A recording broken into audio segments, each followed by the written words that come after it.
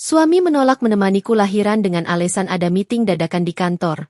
Tapi ternyata, dia malah menemani gundiknya yang lahiran di rumah sakit yang sama denganku. Sebelum cerita dimulai silahkan tulis di kolom komentar dari daerah mana saja. Teman-teman yang menonton cerita ini, jangan lupa like, komen dan subscribe.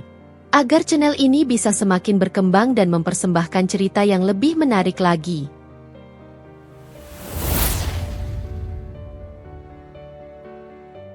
Pagi selalu datang dengan cara yang sama di rumah itu.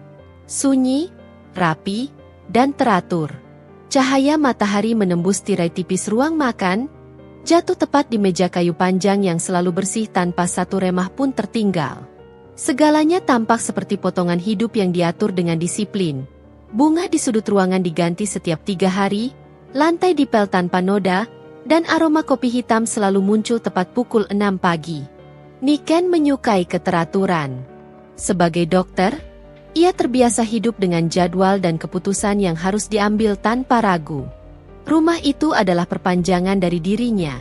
Tenang di permukaan, terkendali, dan tampak sempurna bagi siapapun yang melihat dari luar.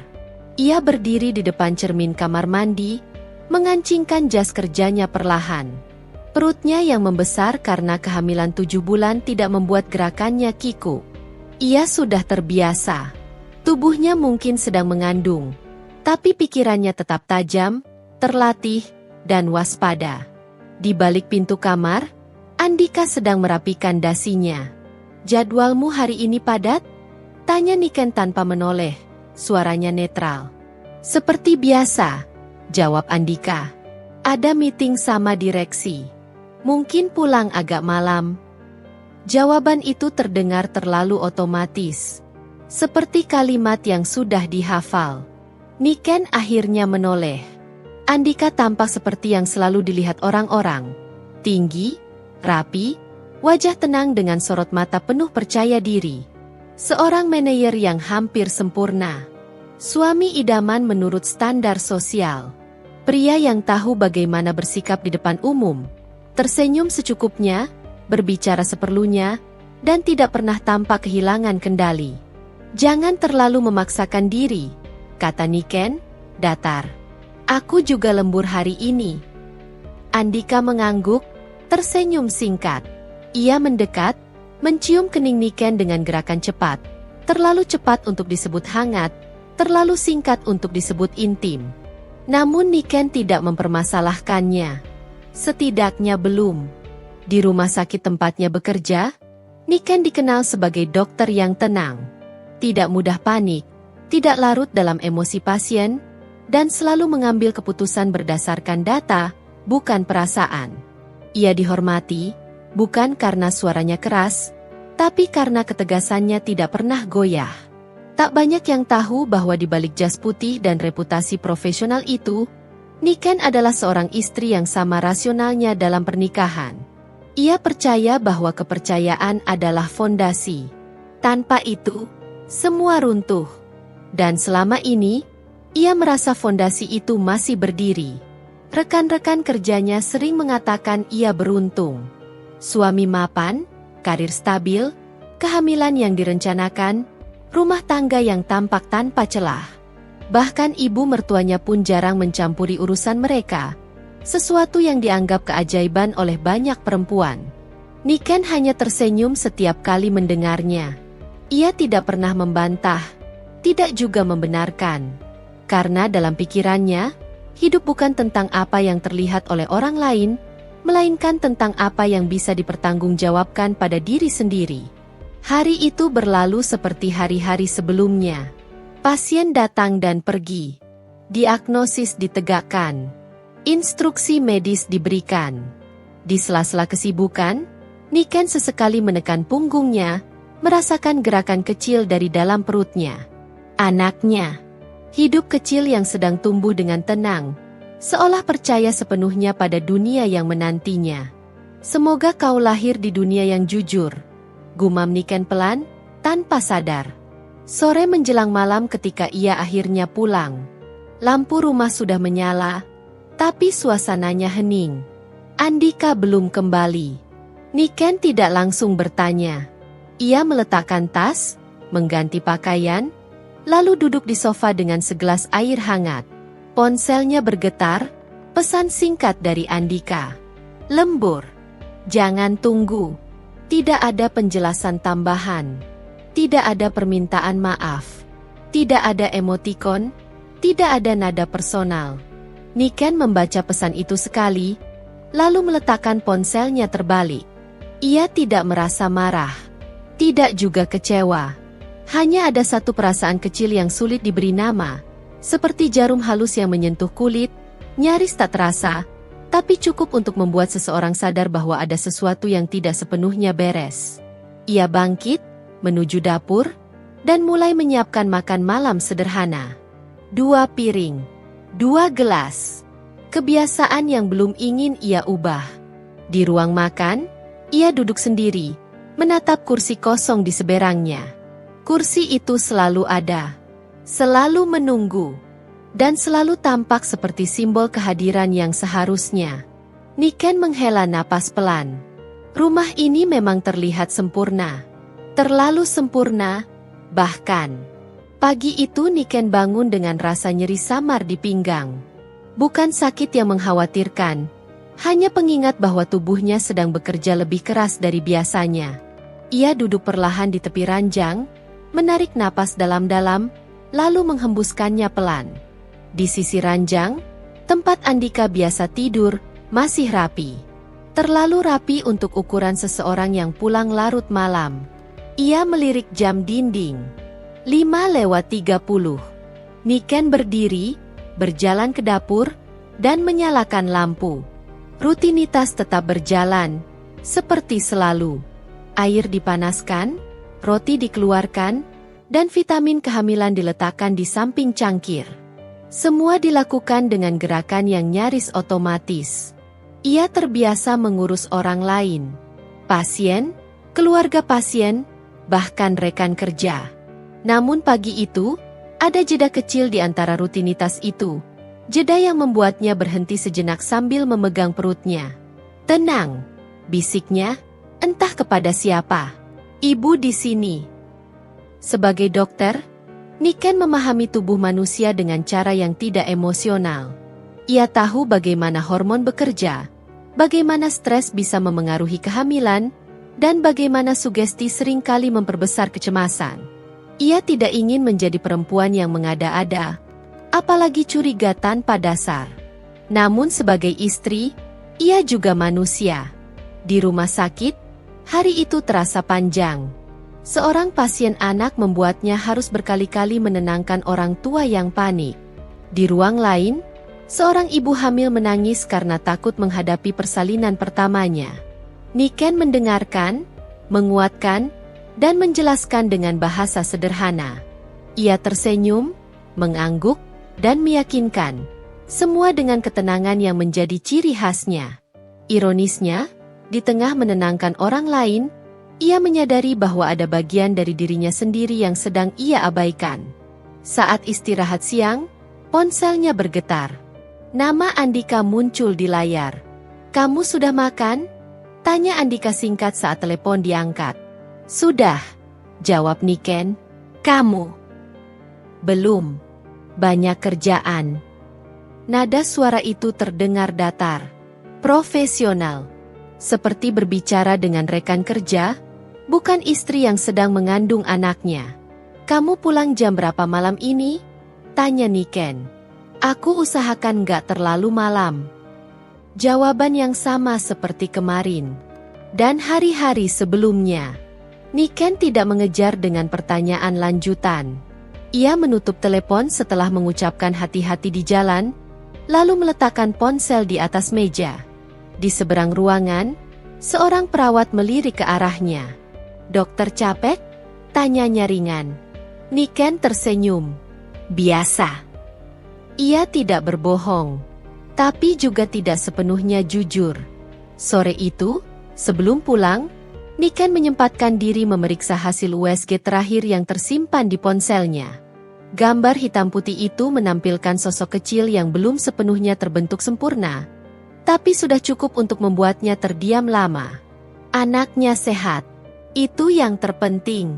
Dan demi anak itu, Niken tidak ingin hidup dalam kecurigaan yang belum tentu benar. Namun malam kembali datang dengan cara yang sama. Rumah sunyi. Lampu menyala. Andika belum pulang. Kali ini, Niken menunggu lebih lama. Duduk di ruang keluarga, televisi menyala tanpa benar-benar ia tonton.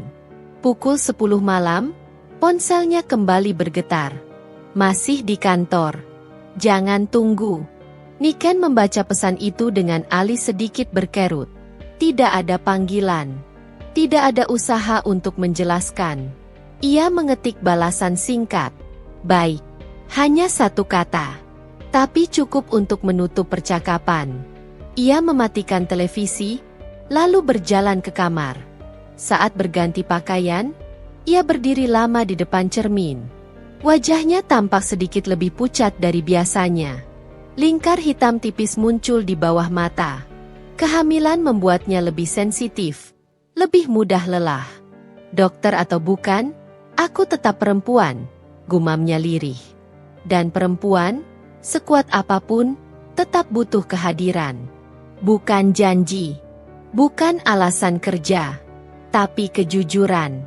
Saat Niken berbaring, suara pintu akhirnya terdengar. Andika pulang. Langkah kakinya pelan, seolah tidak ingin mengganggu.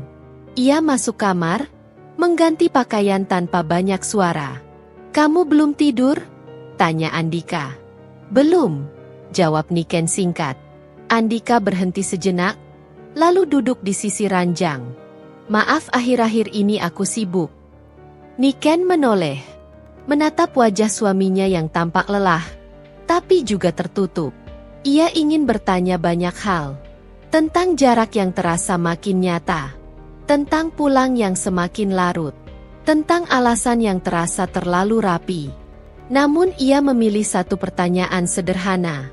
"Kamu masih ingin menemani aku melahirkan nanti?" Andika terdiam sepersekian detik. Sangat singkat. Tapi cukup bagi seseorang seperti Niken untuk menyadarinya. "Tentu," jawab Andika akhirnya. "Itu kan kewajibanku." Kewajiban. Bukan keinginan. Bukan kesungguhan. Hanya kewajiban. Niken mengangguk pelan. Ia membalikan badan, membelakangi Andika. Di balik punggungnya, matanya terbuka. Tidak ada air mata. Tidak ada kemarahan. Hanya kesadaran pelan bahwa sesuatu sedang berubah. Dan perubahan itu tidak datang dengan suara keras, melainkan dengan jarak yang semakin sulit dijelaskan. Malam itu, untuk pertama kalinya, Niken merasakan bahwa menjadi dokter tidak membuatnya kebal terhadap rasa sepi. Dan menjadi istri tidak otomatis menjamin kejujuran. Ia masih percaya pada pernikahannya. Tapi kepercayaan itu kini berdiri di atas pertanyaan yang belum berani ia ucapkan. Nama itu pertama kali terdengar seperti nama lain pada umumnya. Tidak istimewa, tidak menimbulkan kesan apapun. Hanya bagian dari percakapan kantor yang lewat begitu saja. "Meta yang siapkan laporannya," kata Andika suatu malam, sambil membuka laptop di meja makan. Niken mengangguk sambil menyendokkan sup ke mangkuk. Ia tidak bertanya lebih jauh. Sebagai dokter, ia terbiasa mendengar nama rekan kerja pasien, perawat, atau tenaga medis lain tanpa perlu memikirkan maknanya. Dunia profesional memang penuh nama yang datang dan pergi. Namun setelah itu, nama tersebut mulai muncul lagi. Dan lagi. Dan lagi. "Besok aku harus berangkat lebih pagi. Meta minta aku cek ulang presentasi. Kemarin aku pulang telat karena Meta salah input data. Jadi harus dibereskan. Kalau ada apa-apa, hubungi Meta dulu. Dia pegang semua jadwal." Awalnya terdengar wajar. Meta hanyalah sekretaris. Orang yang memang bertugas mengatur jadwal dan dokumen. Tapi bagi Niken, yang terbiasa membaca pola dan perubahan kecil dalam kondisi manusia, pengulangan selalu memiliki arti. Ia tidak langsung bereaksi. Ia menyimpan nama itu di sudut pikirannya, seperti catatan kecil yang belum perlu ditarik kesimpulan. Suatu sore, Niken pulang lebih awal dari jadwal. Tubuhnya lelah, dan dokter kandungannya menyarankan ia mengurangi aktivitas. Ia menemukan Andika di ruang kerja, berbicara di telepon dengan nada yang jarang ia dengar, lebih pelan, lebih lembut. "Tenang aja, aku urus," kata Andika. Niken berhenti sejenak di balik pintu, bukan untuk menguping, melainkan karena terkejut oleh intonasi itu. Iya, jangan panik." Beberapa detik kemudian, Andika menoleh dan melihatnya berdiri di sana. Telepon langsung ditutup. "Siapa?" tanya Niken. Suaranya biasa saja. "Meta," jawab Andika cepat. "Ada kesalahan jadwal." Niken mengangguk. Tidak ada perubahan ekspresi di wajahnya. Namun malam itu, saat Andika tertidur, Niken terjaga lebih lama. Pikirannya berputar, bukan karena cemburu, melainkan karena ada ketidaksinkronan kecil yang mengganggu nalarnya. Sebagai dokter, ia tahu bahwa tubuh manusia sering memberi sinyal sebelum penyakit benar-benar muncul. Pernikahan, pikirnya, mungkin bekerja dengan cara yang sama. Beberapa hari kemudian, Niken bertemu salah satu rekan Andika secara tidak sengaja di rumah sakit. Mereka saling mengenal sebatas basa-basi, tapi percakapan itu berbelok tanpa sengaja. "Kamu hebat ya, Nick," kata rekan itu sambil tersenyum. "Masih sempat kerja padahal lagi hamil besar. Andika pasti terbantu banget sama Meta di kantor." Niken menoleh. "Terbantu?" "Iya," lanjutnya santai. "Sekarang Andika hampir selalu ditemani Meta kalau lembur. Setia banget sekretarisnya." Kalimat itu disampaikan tanpa maksud apapun. Tapi bagi Niken, kata ditemani terasa memiliki bobot yang berbeda.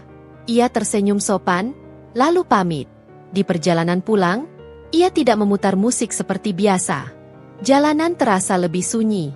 Pikirannya mencoba menyusun ulang potongan-potongan kecil yang selama ini ia abaikan. Nama itu bukan hanya sering disebut. Nama itu mulai menggantikan posisinya dalam cerita Andika. Malam itu, saat makan malam, ponsel Andika bergetar beberapa kali. Layar menyala, lalu mati. Menyala, lalu mati lagi. Andika tidak mengangkatnya, tapi terlihat gelisah. "Kamu nggak cek?" tanya Niken. "Kerjaan," jawab Andika singkat. "Terlalu singkat." "Meta." Andika menoleh cepat. "Iya." Hanya satu kata. Tapi jawaban itu datang terlalu cepat, seolah sudah disiapkan. Niken tidak berkata apa-apa. Ia menyelesaikan makannya dalam diam. Di dalam kepalanya, sebuah garis tipis mulai ditarik. Bukan tuduhan, bukan kesimpulan, hanya batas antara apa yang ia terima dan apa yang mulai ia pertanyakan. Malam semakin larut. Andika tertidur lebih dulu. Ponselnya tergeletak di meja samping ranjang. Layar menyala saat sebuah pesan masuk. Nama pengirimnya jelas terlihat. Niken tidak menyentuh ponsel itu. Ia hanya melihatnya dari kejauhan. Ia tidak butuh membaca isi pesan untuk memahami satu hal sederhana. Komunikasi itu berlangsung di luar jam kerja, di luar ruang profesional. Ia memejamkan mata. Sebagai dokter, ia diajarkan untuk tidak mengambil keputusan tanpa data. Sebagai istri, ia tahu perasaannya mulai memberi peringatan. Nama itu kini bukan lagi sekadar nama. Ia telah menjadi pertanyaan. Dan Niken, dengan segala ketenangannya, mulai menyadari bahwa pertanyaan yang dibiarkan terlalu lama seringkali berubah menjadi kenyataan yang menyakitkan. Pernikahan, bagi Niken, bukan sekadar status hukum atau seremoni yang dipenuhi janji indah.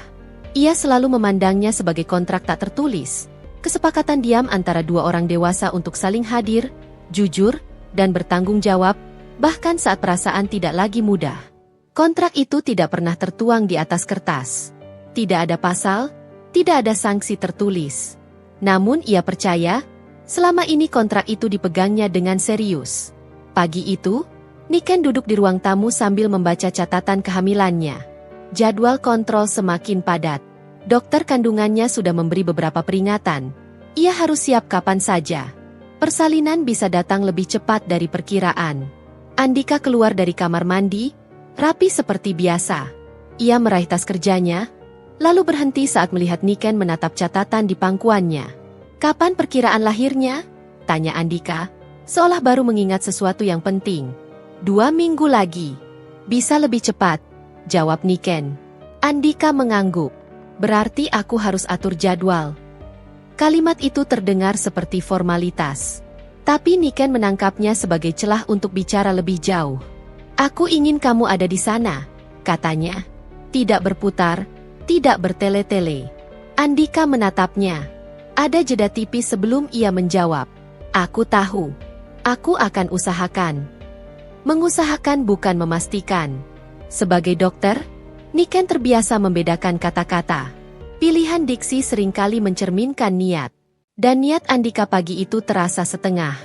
Aku tidak bicara soal jadwal kantor, lanjut Niken pelan.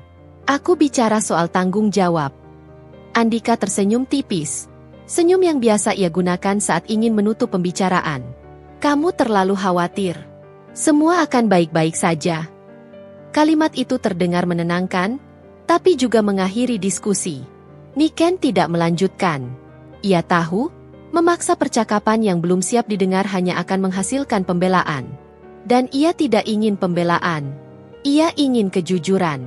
Di rumah sakit, hari itu Niken menangani seorang pasien perempuan yang ditinggal suaminya tepat sebelum persalinan. Alasan suaminya terdengar klise, urusan mendadak, pekerjaan yang tidak bisa ditinggalkan. Dia bilang nanti menyusul, kata pasien itu dengan suara gemetar. Niken menggenggam tangan pasiennya. Yang penting kamu fokus melahirkan dulu. Namun di dalam hatinya, kalimat itu menggema dengan makna lain. Ia bertanya pada dirinya sendiri, seandainya posisi itu adalah dirinya, apakah Andika akan benar-benar menyusul? Pertanyaan itu mengganggunya lebih dari yang ia kira. Sore menjelang malam, Andika pulang tepat waktu. Jarang terjadi belakangan ini. Mereka makan malam bersama dalam suasana yang nyaris normal. Aku sudah bicara dengan Meta soal jadwalku, kata Andika tiba-tiba. Niken mengangkat wajahnya. Soal apa? Soal kemungkinan aku harus izin beberapa hari, jawab Andika. Buat persiapan persalinanmu. Meta lagi. Nama itu kembali muncul di antara mereka, tanpa diundang. Niken meletakkan sendoknya perlahan. Kenapa harus Meta yang kamu beritahu dulu? Andika tampak terkejut oleh pertanyaan itu. Karena dia sekretarisku. Wajar. Ulang Niken, suaranya datar. Tapi aku istrimu. Kalimat itu sederhana. Tidak tinggi. Tidak emosional. Namun cukup untuk membuat udara di antara mereka berubah. Andika menarik napas. Kamu terlalu sensitif akhir-akhir ini. Mungkin karena hormon. Itu bukan pertama kalinya ia mendengar kalimat itu. Dan Niken tidak membantah. Ia tahu kehamilan memang membawa perubahan hormon. Tapi menyederhanakan kekhawatirannya menjadi sekadar hormon terasa seperti pengingkaran. Aku hanya ingin satu hal, kata Niken akhirnya. Saat aku melahirkan, aku ingin kamu memilih aku. Bukan pekerjaan. Bukan siapapun. Andika terdiam. Kali ini lebih lama. Tatapannya menghindar. Aku akan ada, katanya akhirnya. Aku janji. Kata janji akhirnya terucap. Dan Niken mencatatnya dengan hati-hati, seperti mencatat hasil pemeriksaan yang akan menentukan langkah selanjutnya. Malam itu, Niken berbaring dengan perasaan yang sulit dijelaskan. Ada sedikit lega, tapi juga kehati-hatian. Ia tahu, janji adalah bagian dari kontrak tak tertulis itu. Tapi janji hanya bernilai jika ditepati. Ia meletakkan tangan di perutnya, merasakan gerakan kecil yang membuatnya tersenyum tipis. Dengar ya, bisiknya. Ibu akan melindungimu. Dengan atau tanpa siapapun. Malam datang tanpa hujan, tanpa angin, tanpa suara yang berarti. Jalanan di depan rumah lengang, lampu-lampu menyala dengan cahaya kekuningan yang membuat segalanya terlihat lebih pucat dari siang hari. Niken duduk di ruang keluarga, punggungnya bersandar pada sofa, satu tangan menopang perutnya yang terasa lebih berat dari biasanya. Ia sudah mengganti pakaian tidur. Jam dinding berdetak pelan. Setiap detiknya terdengar jelas di tengah keheningan rumah. Andika belum pulang. Bukan hal baru. Tapi malam ini berbeda. Sejak sore, ada rasa tidak nyaman yang menetap di dadanya. Bukan nyeri, bukan sesak, hanya firasat samar yang sulit dijelaskan. Sebagai dokter, Niken terbiasa membedakan antara gejala medis dan kegelisahan batin. Dan yang ini jelas bukan urusan tubuh. Ia mencoba membaca buku, tapi kalimat-kalimat di halaman terasa kabur. Televisi dinyalakan, lalu dimatikan lagi. Keheningan kembali, lebih tebal dari sebelumnya. Pukul 8 malam, ponselnya bergetar. Pesan dari Andika. Aku pulang agak malam. Ada urusan kantor yang belum selesai. Tidak ada kata maaf. Tidak ada penjelasan. Niken membaca pesan itu tanpa reaksi berlebihan. Ia membalas singkat. Baik. Hanya itu. Ia berdiri dan berjalan ke dapur. Air hangat dituangkan ke dalam cangkir. Ia menyesap perlahan, mencoba menenangkan diri. Di kepalanya, janji Andika kembali terngiang. Aku akan ada. Janji itu belum diuji. Tapi malam ini terasa seperti awal ujian. Sekitar pukul 9, perutnya mulai terasa mengeras sesaat, lalu mengendur kembali. Kontraksi palsu, ia tahu. Braston Hicks. Normal pada usia kehamilan ini. Namun tetap saja, tubuhnya memberi sinyal untuk lebih waspada. Niken duduk di tepi ranjang, menghitung napas, seperti yang selalu ia ajarkan pada pasien. Ia menunggu beberapa menit. Sensasi itu mereda. Tapi kegelisahan tidak. Ia mengambil ponsel, menekan nama Andika. Nada sambung terdengar lama, lalu terputus. Tidak diangkat. Beberapa menit kemudian, pesan masuk. Lagi meeting. Nanti aku telepon. Meeting lagi. Kata itu mulai kehilangan maknanya. Niken meletakkan ponsel di samping bantal. Ia berbaring, menatap langit-langit kamar. Di dalam kepalanya, ia mulai menyusun kemungkinan-kemungkinan, tapi segera menghentikannya. Ia tidak ingin menjadi perempuan yang tenggelam dalam prasangka. Namun sunyi malam tidak membantunya. Ia teringat percakapan dengan seorang pasien beberapa hari lalu. Perempuan itu berkata, yang paling menyakitkan itu bukan ditinggal, Dok, tapi merasa sendirian padahal punya suami. Kalimat itu terasa terlalu relevan malam ini. Pukul 11, pintu rumah akhirnya terbuka. Langkah kaki Andika terdengar. Niken tidak langsung keluar kamar. Ia menunggu. Mendengarkan suara Andika menaruh tas, membuka lemari es, lalu menutupnya kembali. Beberapa saat kemudian, Andika masuk ke kamar. Wajahnya terlihat lelah, tapi bukan lelah yang biasanya. Ada sesuatu yang tegang di rahangnya. Kamu belum tidur? Tanya Andika. Belum, jawab Niken jujur. Kamu kenapa? Niken duduk perlahan. Perutku sempat keras. Kontraksi palsu. Andika mengangguk. Seolah informasi itu tidak terlalu penting. Kamu sudah istirahat? Sudah. Aku cuma merasa malam ini terlalu sunyi. Kalimat itu keluar tanpa rencana. Jujur. Tanpa nada menuduh. Andika terdiam sejenak. Maaf. Aku benar-benar sibuk. Niken menatapnya. Aku tidak minta kamu selalu ada. Aku hanya ingin kamu jujur. Tatapan Andika mengeras. Aku jujur. Jawaban itu datang terlalu cepat. Niken tidak membantah. Ia hanya mengangguk pelan. Dalam keheningan itu, ia menyadari bahwa sunyi bukan hanya soal rumah yang sepi, tapi tentang jarak yang tumbuh di antara dua orang yang seharusnya saling berbagi. Andika merebahkan diri di sisi ranjang, membelakangi Niken. Beberapa menit kemudian, napasnya terdengar teratur. Ia tertidur. Niken tetap terjaga. Ia menatap punggung suaminya, lalu memejamkan mata.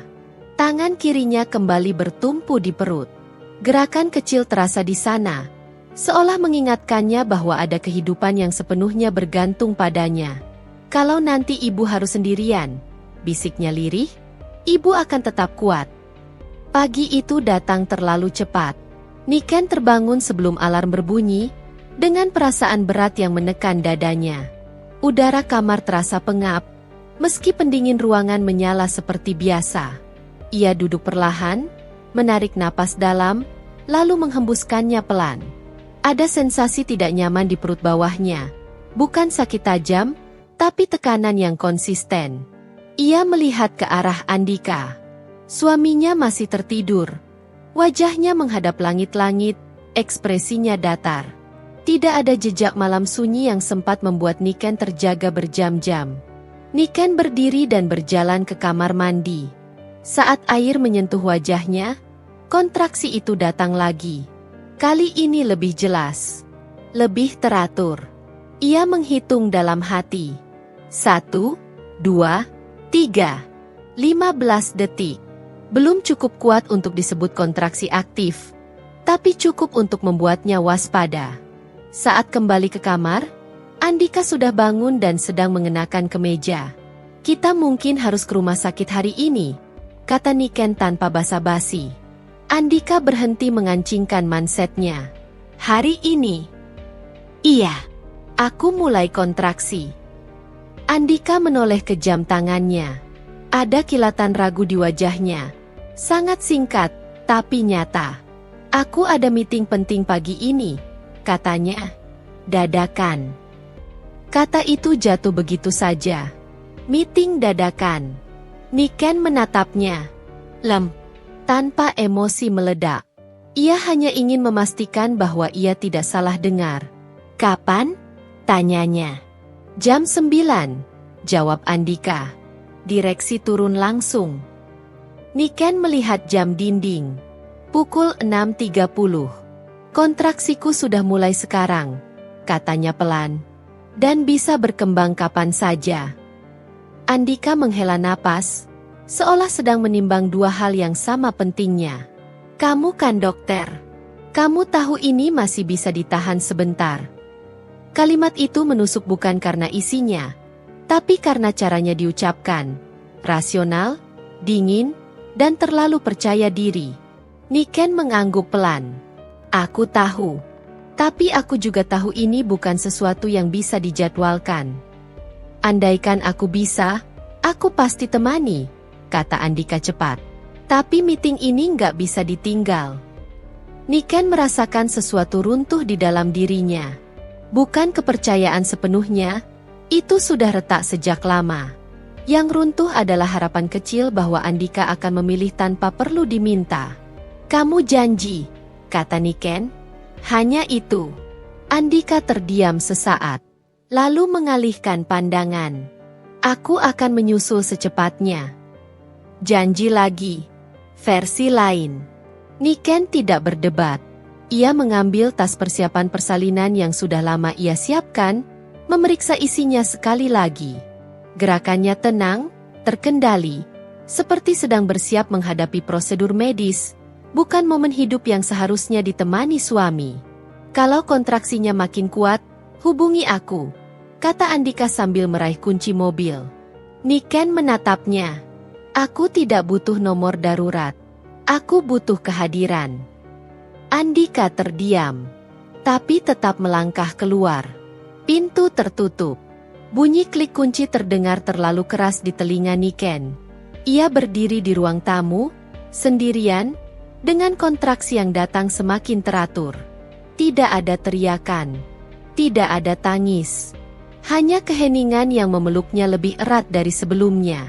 Ia duduk perlahan, menarik napas, lalu menghubungi rumah sakit. Suaranya stabil saat menjelaskan kondisinya. Profesional. Terlatih. "Baik, Dok. Kami tunggu," jawab suara di seberang. Niken menutup telepon. Ia memandang rumah itu, rumah yang selama ini ia jaga, ia isi dengan keteraturan dan kepercayaan. Hari ini, rumah itu gagal menjadi tempat paling aman baginya. Dalam perjalanan menuju rumah sakit, ia duduk di kursi penumpang taksi, menatap keluar jendela. Kota bergerak seperti biasa. Orang-orang berangkat kerja. Lampu lalu lintas berganti warna. Tidak ada yang tahu bahwa di dalam mobil itu, seorang perempuan sedang belajar melepaskan satu peran, istri yang berharap. Kontraksi datang lagi. Lebih kuat. Lebih menyakitkan. Niken menggenggam sabuk tasnya. Rahangnya mengeras. Ia tidak menangis. Ia tidak memaki. Ia hanya mencatat. Suamiku memilih meeting. Kalimat itu sederhana. Tapi maknanya akan panjang. Saat mobil berhenti di depan rumah sakit, Niken turun dengan langkah hati-hati. Ia menoleh sejenak ke ponselnya. Tidak ada pesan. Tidak ada panggilan. Ia tersenyum kecil. Bukan karena lega, tapi karena akhirnya ia mengerti. Lorong rumah sakit selalu memiliki bau yang khas.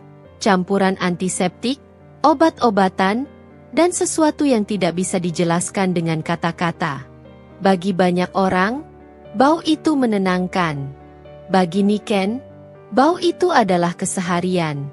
Tempat ia bekerja, berpikir, dan mengambil keputusan hidup orang lain. Namun pagi itu, langkahnya terasa berbeda. Ia berjalan perlahan menyusuri lorong menuju ruang bersalin, satu tangan menopang perutnya, satu tangan lain menggenggam tas kecil. Perawat yang menyapanya mengenali wajahnya. Dokter Niken. Sapa mereka dengan hormat. Kami sudah siapkan ruang. Niken mengangguk. Terima kasih. Ia tidak ingin perlakuan istimewa. Hari itu, ia hanya ingin menjadi satu hal. Ibu yang akan melahirkan. Saat kontraksi datang, ia menutup mata, menarik napas panjang, lalu menghembuskannya perlahan. Tubuhnya bekerja sesuai ritmenya. Ia fokus. Ia tenang. Ia tidak memikirkan Andika. Setidaknya ia berusaha. Namun saat melewati lorong yang berbelok ke sayap lain rumah sakit, langkahnya melambat. Suara itu terdengar lebih dulu. Suara yang terlalu dikenalnya. Tenang, aku di sini. Suara Andika. Niken berhenti. Ia tidak salah dengar. Tidak mungkin. Suara itu datang dari arah ruang bersalin lain, beberapa meter dari tempat ia berdiri. Jantungnya berdetak lebih cepat, bukan karena kontraksi, melainkan karena sesuatu yang selama ini ia hindari. Ia melangkah perlahan, tanpa tergesa, tanpa panik. Setiap langkah terasa berat, seolah lantai rumah sakit mendadak lebih panjang dari biasanya. Dan di sanalah ia melihatnya. Andika berdiri di depan sebuah ruangan. Jasnya tergantung rapi. Kemeja dilipat hingga siku, ekspresinya tegang tapi penuh perhatian. Sikap yang tidak ia lihat beberapa minggu terakhir. Di sampingnya, seorang perempuan terbaring di atas brankar.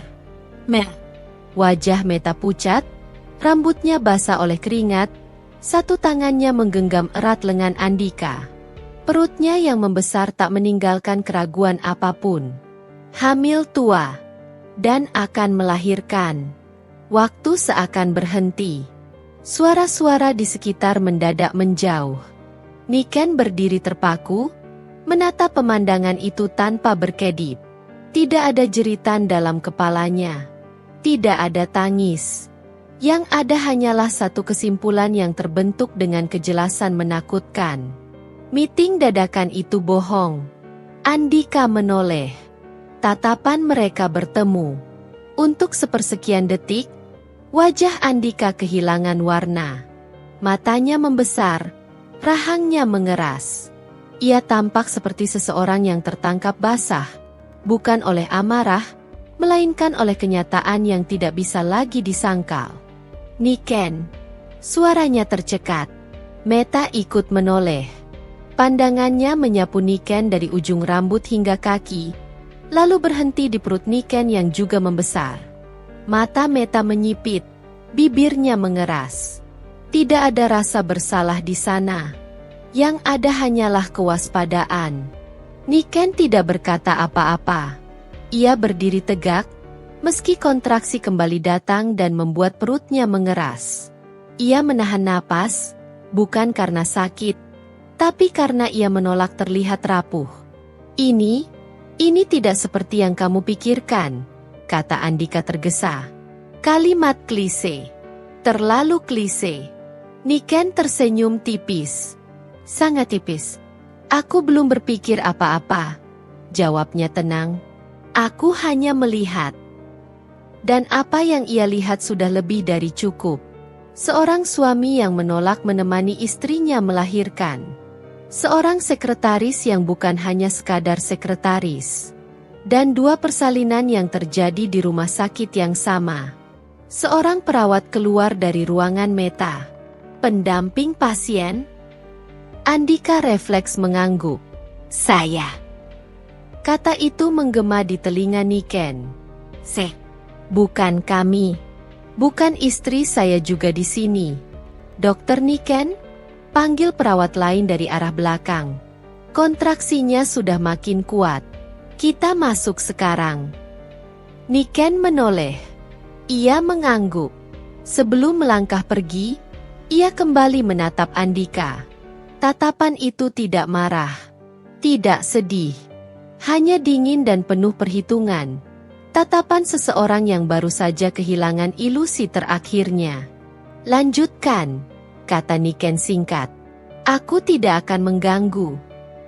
Ia berbalik, melangkah menjauh dengan punggung tegak. Setiap langkah terasa seperti keputusan yang mengeras di dalam dirinya. Di ruang bersalin, saat ia berbaring dan perawat mulai mempersiapkan segalanya, Niken menatap langit-langit putih.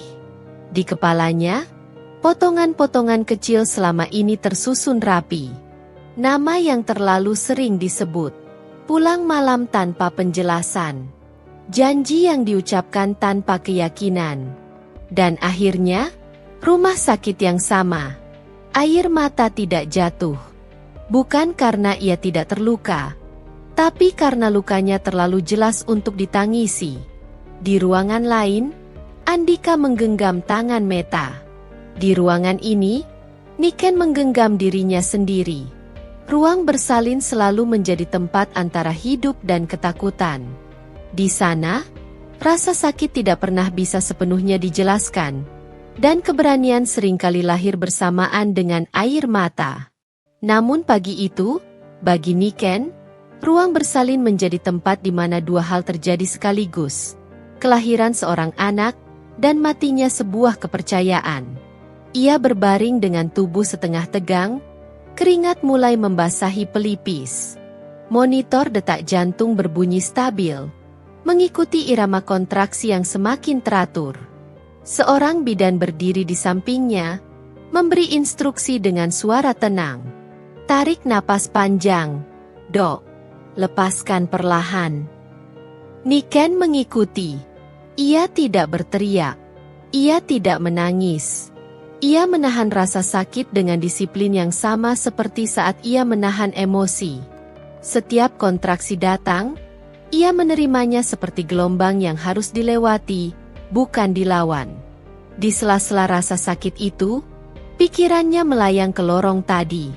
Ke wajah Andika. Ke tangan Meta yang digenggamnya. Gambaran itu tidak membuatnya hancur. Justru sebaliknya, membuatnya semakin jernih. Di ruang lain, hanya beberapa dinding dari tempatnya berbaring, Meta juga sedang berjuang. Suara rintihannya kadang terdengar samar, terbawa lorong panjang rumah sakit. Niken mendengarnya, meski berusaha mengabaikan. 2 perempuan, 2 kehamilan, 1 laki-laki. Ironi itu terlalu telanjang untuk dihindari. Kontraksi berikutnya. Ya, Dok, kata bidan lagi. Niken mengangguk. Saat rasa sakit itu datang, ia mengepalkan tangan, rahangnya mengeras. Dalam kepalanya, satu kalimat terus berulang. Aku harus kuat. Untuk anak ini. Waktu berjalan dengan cara yang aneh. Terasa cepat dan lambat sekaligus. Setiap menit dipenuhi usaha. Setiap detik dipenuhi keputusan untuk tidak menyerah. Akhirnya, tangisan kecil itu terdengar. Tangisan yang nyaring. Jules, hidup. Itu bayinya. Dok, kata bidan dengan senyum lega. Air mata akhirnya jatuh di sudut mata Niken. Bukan karena sakit, melainkan karena kelegaan yang tak bisa diucapkan. Seorang bayi kecil diletakkan di dadanya. Kulitnya hangat, napasnya cepat. Nya, Anakku. Ia menyentuh pipi bayi itu dengan ujung jari yang bergetar. Dalam detik itu, dunia di luar ruangan ini tidak lagi penting. Tidak Andika. Tidak Meta. Tidak pengkhianatan. Hanya ada satu ikatan yang tidak bisa dipatahkan. Beberapa saat kemudian, pintu ruangan terbuka. Andika berdiri di ambang pintu. Wajahnya campur aduk antara lega, cemas, dan sesuatu yang lebih gelap, takut. Niken, katanya pelan. Niken mengangkat pandangan. Tatapannya tenang, tapi penuh jarak. Selamat, lanjut Andika. Suaranya ragu. Anak kita. Niken tidak menjawab. Ia menggeser bayi itu sedikit, memeluknya lebih erat. Di luar ruangan, suara tangisan bayi lain terdengar. Tangisan Meta dan bayinya. Suara itu merembes masuk, tidak bisa dihindari. Andika menoleh refleks ke arah suara itu. Gerakan kecil itu, sekecil apapun, terlihat jelas oleh Niken. Dan disitulah segalanya mengunci. Aku dengar semuanya, kata Niken akhirnya. Suaranya tidak tinggi, tidak bergetar. 2 kelahiran. 1 hari. 1 rumah sakit. Andika menelan ludah. Aku bisa jelaskan. Tidak perlu, potong Niken. Aku tidak butuh penjelasan. Aku butuh kejujuran. Dan itu sudah aku dapat. Andika melangkah mendekat, tangan terulur seolah ingin menyentuh bayi itu. Refleks, Niken memutar tubuhnya sedikit, menjauhkan bayinya dari jangkauan itu. Jangan, katanya. 1 kata. Tegas. Andika membeku. Bayi ini lahir dari tubuhku, lanjut Niken. Dari perjuanganku. Kamu memilih tidak ada di sini.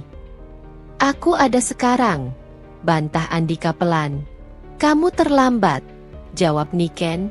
Dan ada pilihan yang tidak bisa diulang. Di lorong, seorang perawat memanggil Andika. Pak, pasien di ruang sebelah butuh pendamping. Andika menoleh lagi. Reg, terbelah. Niken menyaksikannya tanpa emosi. Pergilah, katanya datar. Itu pilihanmu sejak awal. Andika berdiri beberapa detik, lalu berbalik dan keluar ruangan. Pintu tertutup. Niken memejamkan mata. 1 tarikan napas panjang keluar dari dadanya. Ia menunduk, mencium dahi bayinya. Mulai sekarang, bisiknya, ibu tidak akan membiarkan siapapun menyakitimu. Ruang perawatan pasca melahirkan terasa lebih sunyi dari yang Niken bayangkan.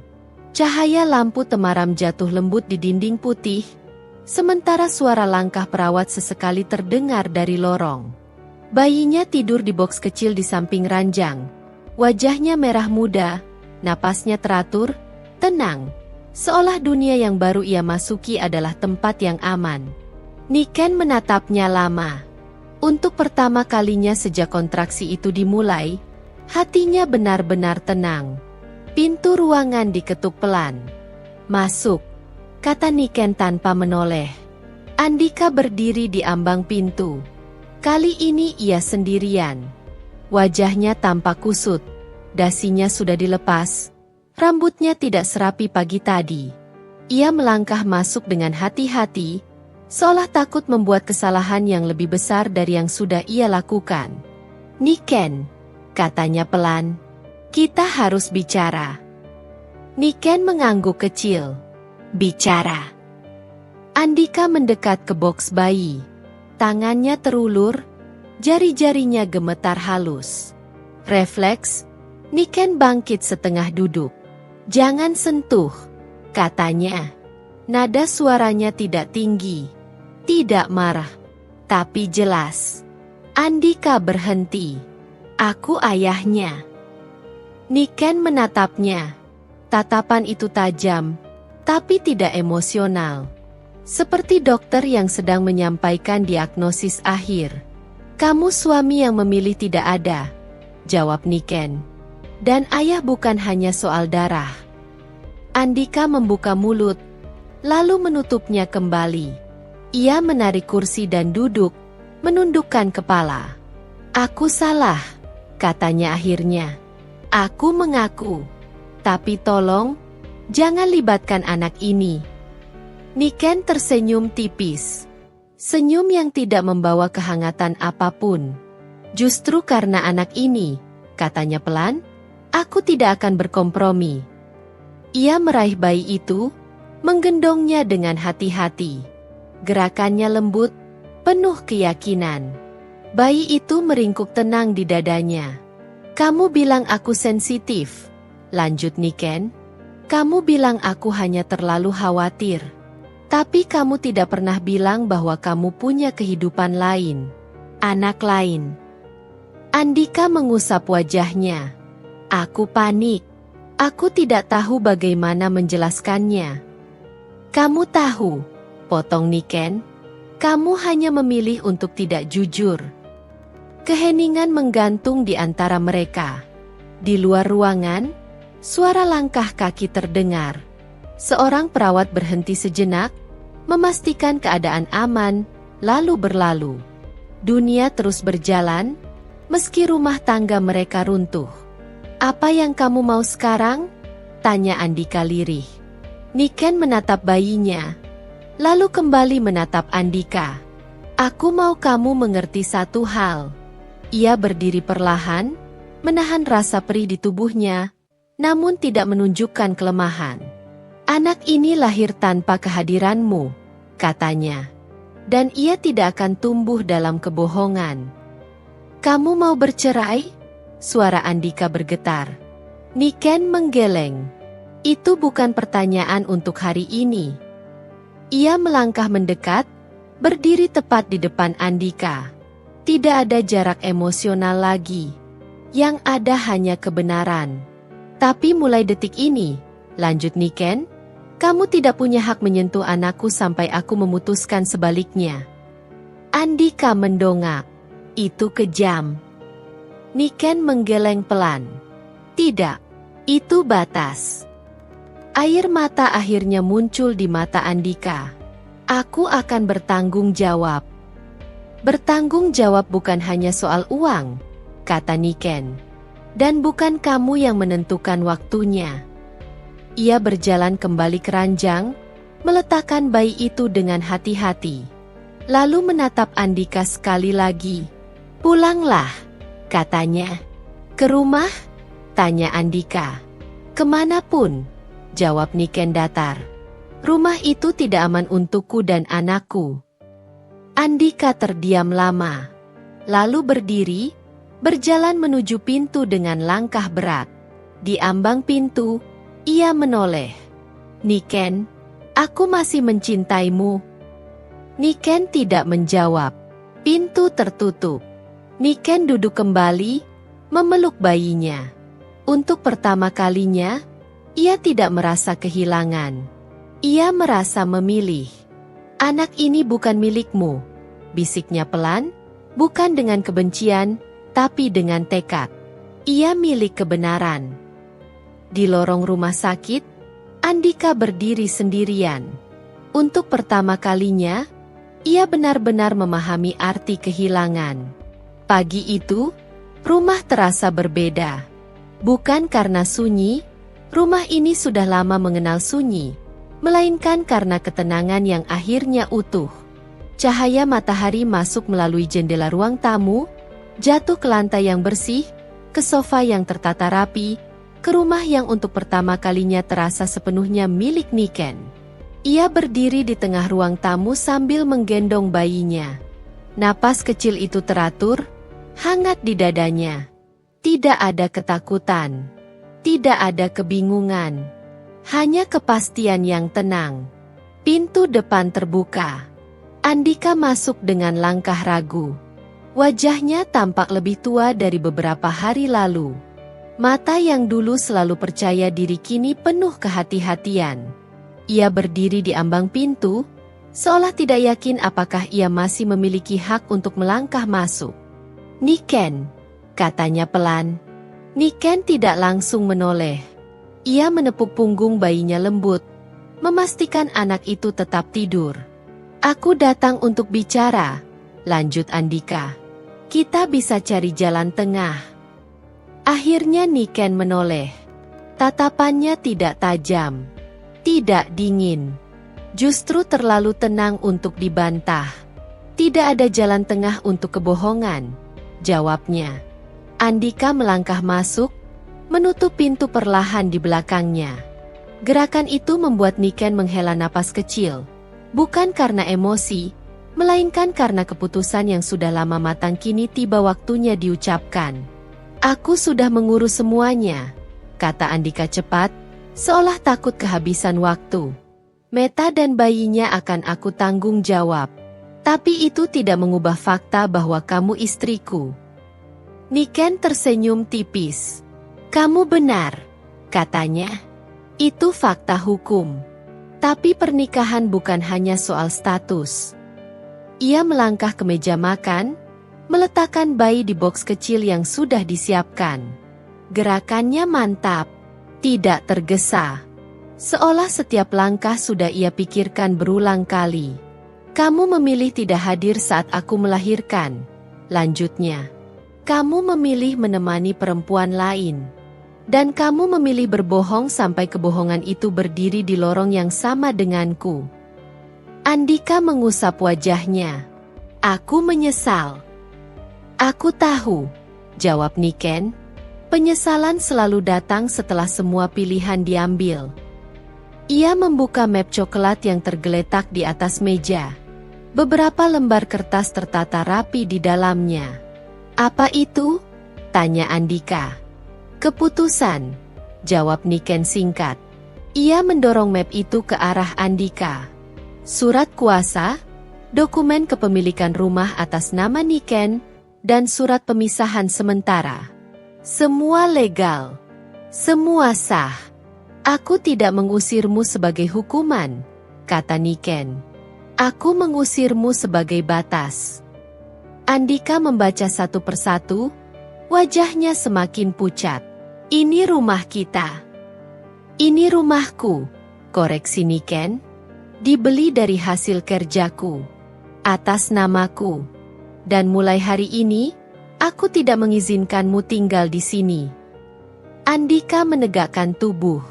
"Kamu tidak bisa memutuskan sepihak." Niken menatapnya lurus. "Aku bisa. Dan aku sudah melakukannya." Ia mengambil kunci rumah dari atas meja, meletakkannya di telapak tangan Andika. "Kemas barang-barangmu hari ini," katanya tenang. "Aku tidak ingin anakku tumbuh dengan melihat ayah yang datang dan pergi tanpa kejujuran." "Kamu kejam," suara Andika pecah. Niken menggeleng pelan. "Aku tegas." Keheningan jatuh di antara mereka. Andika menatap rumah itu. Rumah yang selama ini ia anggap aman, stabil, tak tergoyahkan. Baru sekarang ia sadar, semua itu berdiri karena Niken. "Aku masih ingin memperbaiki semuanya," katanya lirih. Niken mendekat, berdiri tepat di depannya. Jarak mereka hanya satu langkah. Tidak ada kemarahan di wajahnya. Tidak ada dendam. "Tidak semua yang rusak harus diperbaiki," katanya. "Beberapa harus ditinggalkan." Ia membuka pintu depan.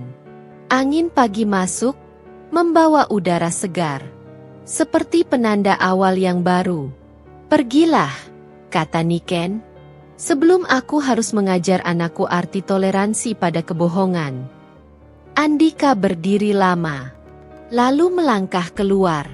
Tidak ada teriakan, tidak ada drama, hanya langkah kaki yang menjauh. Niken menutup pintu. Klik. Suara itu kecil, tapi maknanya besar. Ia bersandar sejenak di pintu, menghela napas panjang. Bukan napas kelelahan, melainkan napas lega.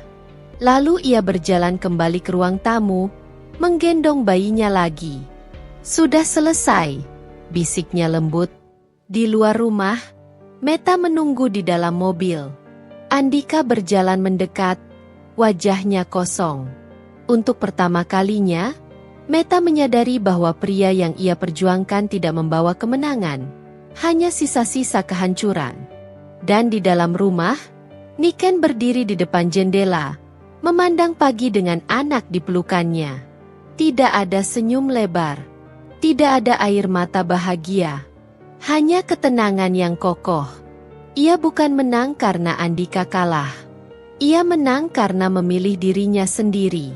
Pintu itu telah tertutup, bukan dengan amarah, melainkan dengan martabat. 1 tahun berlalu. Rumah itu masih berdiri di tempat yang sama, namun suasananya berubah sepenuhnya.